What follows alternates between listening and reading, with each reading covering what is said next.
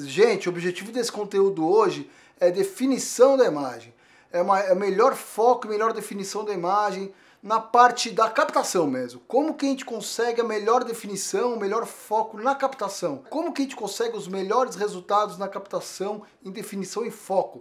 Existem configurações de lente, né? E algumas condições que a gente consegue o melhor, tirar o melhor da nossa lente e ter a melhor captação e a maior nitidez, sem precisar recorrer para o Photoshop na captação ainda, porque a gente sabe, né, que quanto mais a gente começa a manipular os pixels, a gente vai perdendo qualidade na imagem e o resultado final da imagem final, ele acaba sendo melhor quando a gente tem uma captação com o máximo de qualidade, principalmente quando a gente está trabalhando com clientes grandes, com trabalhos grandes, que são os clientes que mais pagam a gente. Então é muito interessante a gente pensar nisso também. A gente não vai abordar a parte da profundidade de campo, nem a parte do motion blur, aquele desfoque de movimento.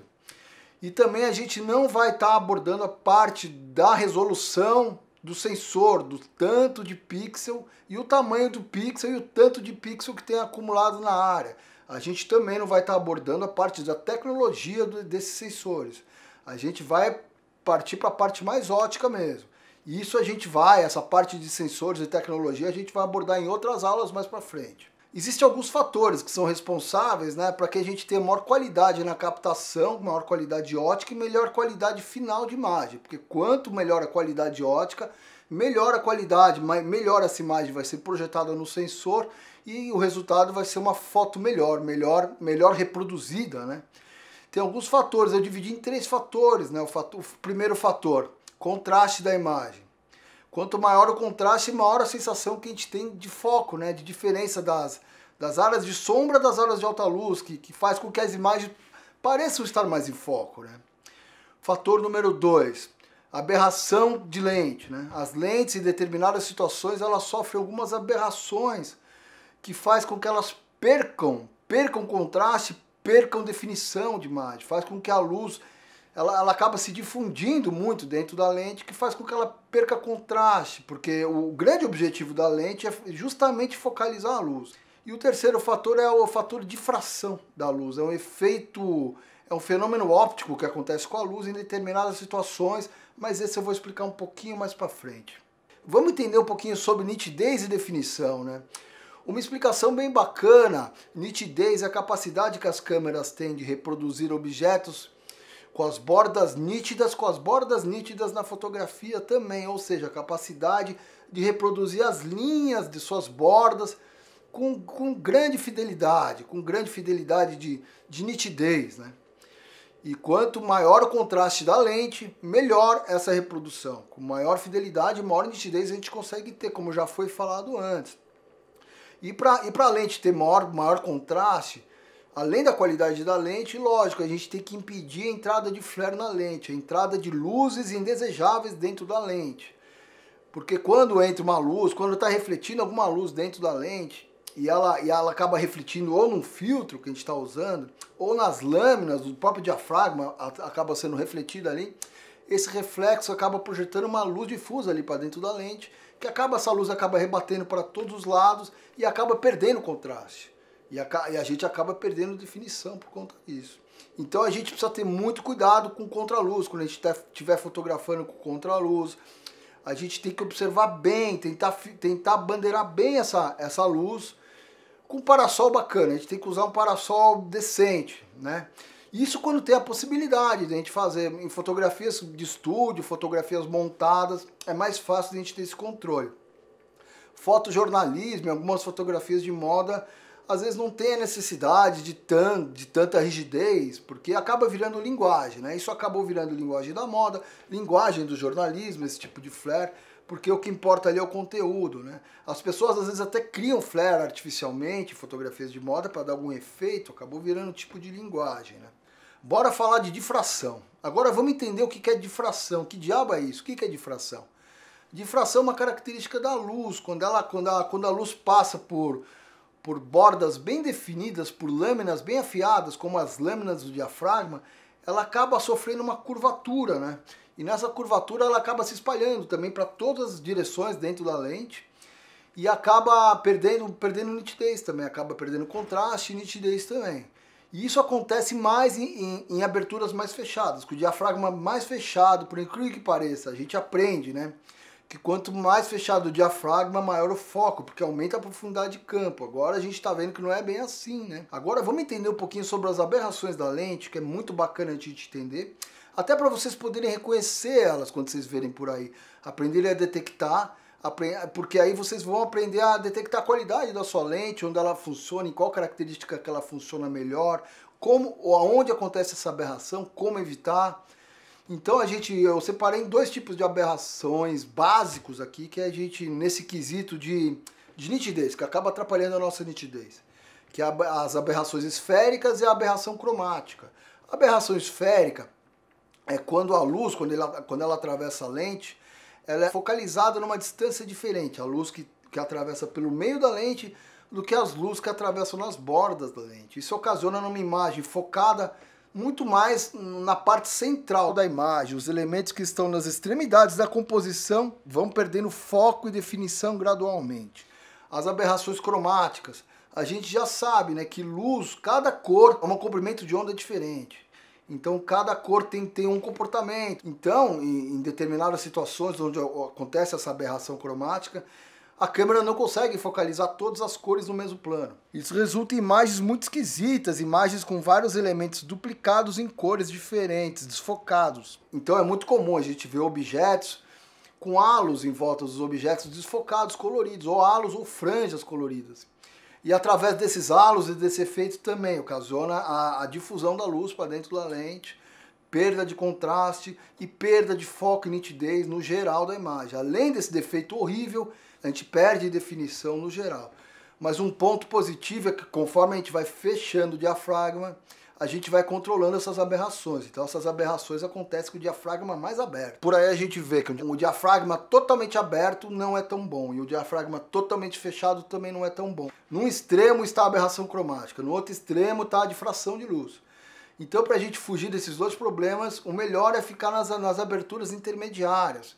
Mas aí a gente pensa, pô, eu vou ficar limitado nas aberturas intermediárias, sendo que eu paguei mó caro numa lente clara, eu quero aquele foco seletivo tão bonito, mas acontece isso infelizmente, né?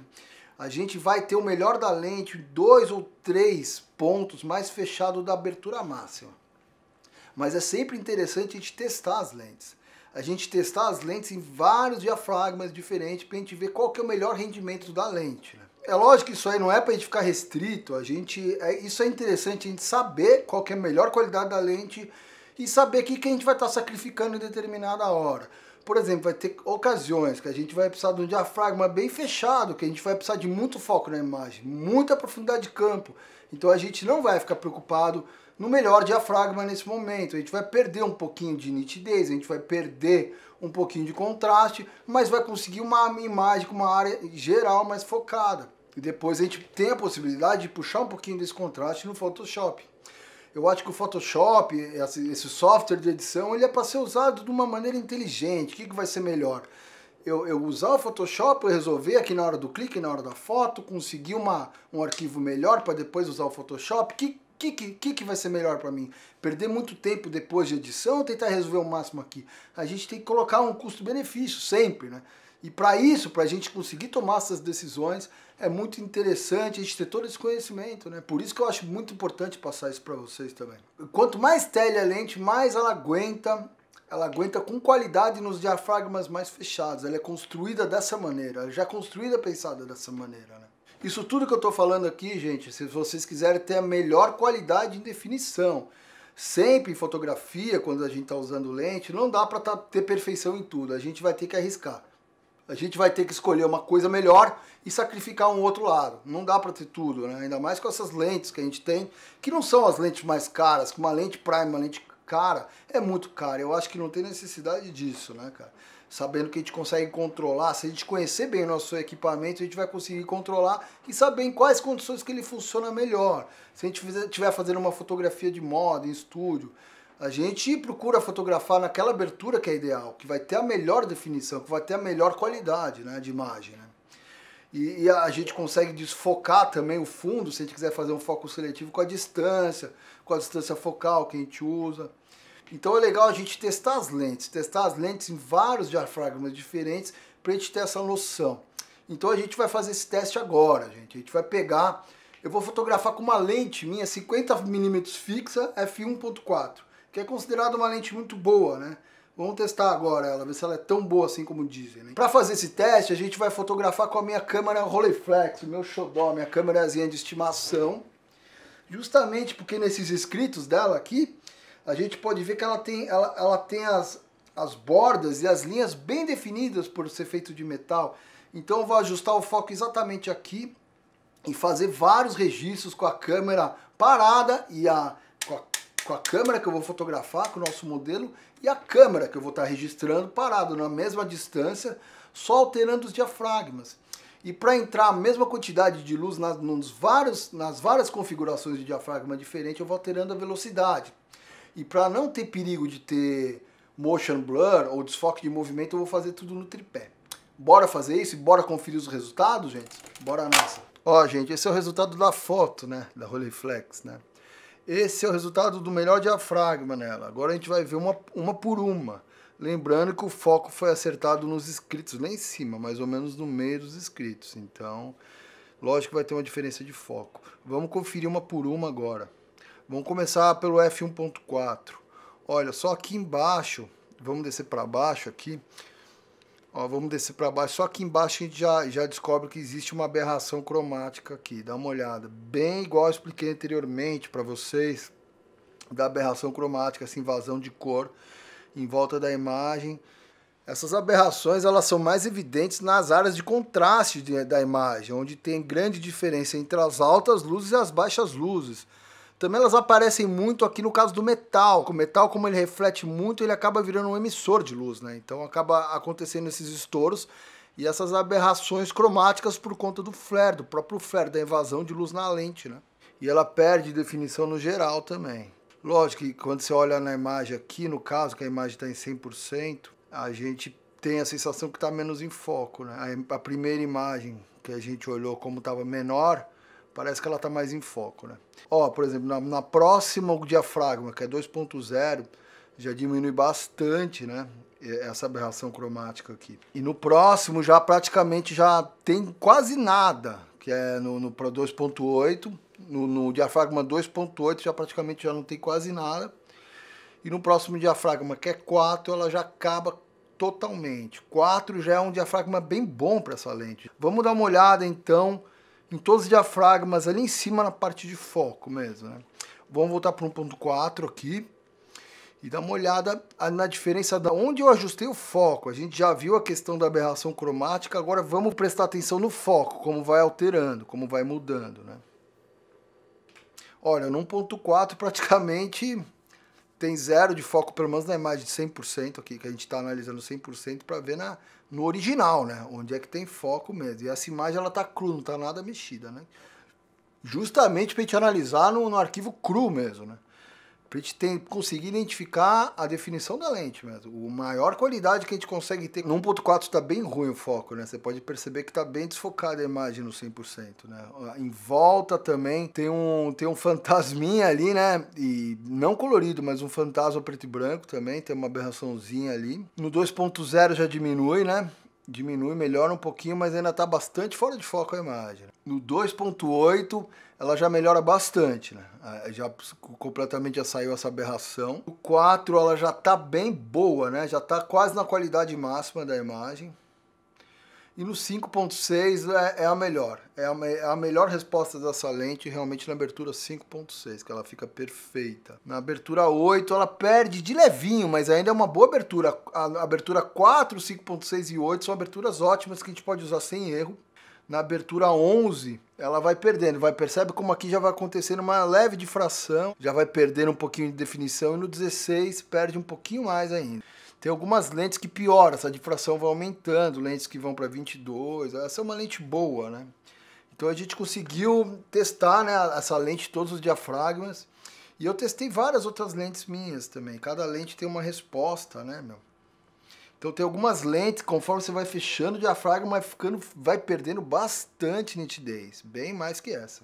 Agora a gente consegue entender porque a galera de cinema acaba optando por lentes tão caras, né? As lentes prime. Porque no cinema se usa as aberturas bem grandes, né? Justamente para conseguir filmar com pouca luz e para conseguir o foco seletivo, né? Que é aquele foco bem curtinho, que é a coisa mais bonita do cinema, que a gente chama de cine-like, né? Então, aquelas lentes prime, elas você pode deixar na maior abertura que ela não acontece essas aberrações, são lentes muito específicas. Na fotografia eu acredito que a gente não precise disso, é besteira. A não ser em alguns casos muito específicos e quando for a necessidade de a gente precisar disso, a gente tem a possibilidade de alugar um equipamento e colocar o orçamento, colocar o valor do equipamento alugado no orçamento do cliente, para a gente não precisar ter um mega do investimento num produto, num equipamento que a gente vai usar 2 vezes na vida. Então a gente tem essa possibilidade também. E é engraçado que para retrato a gente não precisa dessa definição toda. Para retrato é legal ter um certo desfoque, para eliminar um pouco rugas, para eliminar um pouco de pele áspera, espinha, rugas, algumas imperfeições do rosto.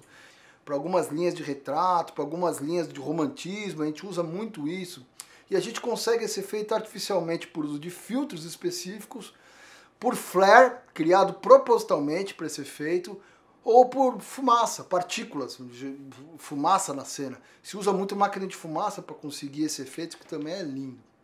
Espero que vocês tenham gostado, gente. Espero que aproveitem, façam o teste com as lentes de vocês e vamos em busca dos melhores resultados, porque eu acredito que na captação, no ato da captação, a gente tem que conseguir a melhor qualidade. E sabendo como é que funciona o nosso equipamento, como funciona a nossa lente, a gente vai conseguir as melhores qualidades, sem sombra de dúvida. Muito obrigado, gente. Compartilhe esse conteúdo para ajudar mais pessoas a melhorar os seus resultados também.